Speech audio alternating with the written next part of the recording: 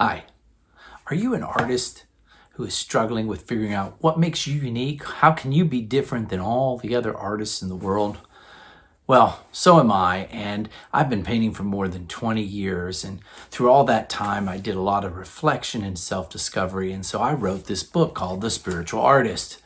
And it's a guide to understanding and figuring out what is unique about you. Twyla Tharp has coined the term creative DNA. What is your creative DNA? How are you unlike any other artists? So this book outlines the process because I don't teach in this book, how to hold the brush. I don't teach how to mix the paint. I'm not teaching you the right materials to use. What I'm teaching you is what's going on up here. What is in your mind?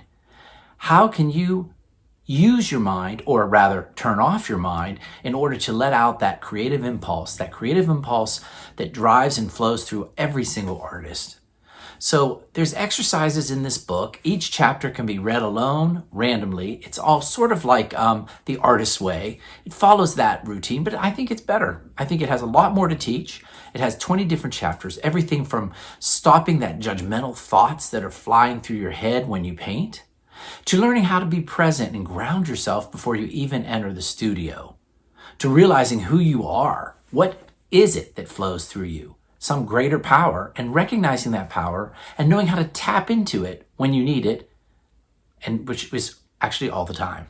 So this book is a great journey for you, and I encourage you to purchase it. I also produce the Spiritual Artist podcast. You can listen to my interviews with other artists when I talk about their process. How do they do it? How do they find what is unique and creative about them? So going back to Twyla Tharp and her creative DNA, she believes that we are all totally unique, just like a snowflake. There are no two of us that are alike. So as an artist, you shouldn't be going out there and trying to imitate other famous artists. You don't want your work to look like Matisse and Picasso and Van Gogh. That's not the point. You may learn a trick or two from them, maybe a tool that you use in your toolbox.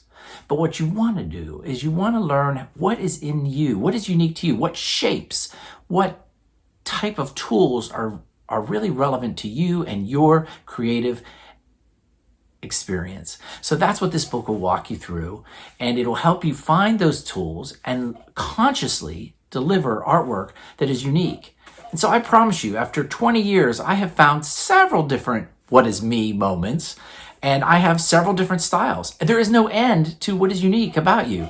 And so you can use this book over and over again, The Spiritual Artist by Christopher J. Miller, and you can discover what is unique about you and how it can be reflected in your art. Not through how to hold the brush or how to mix the paint. I'll let you learn that on your own, but how you think and how you process those emotions. Talk to you soon. Call me if you have any questions. Thank you.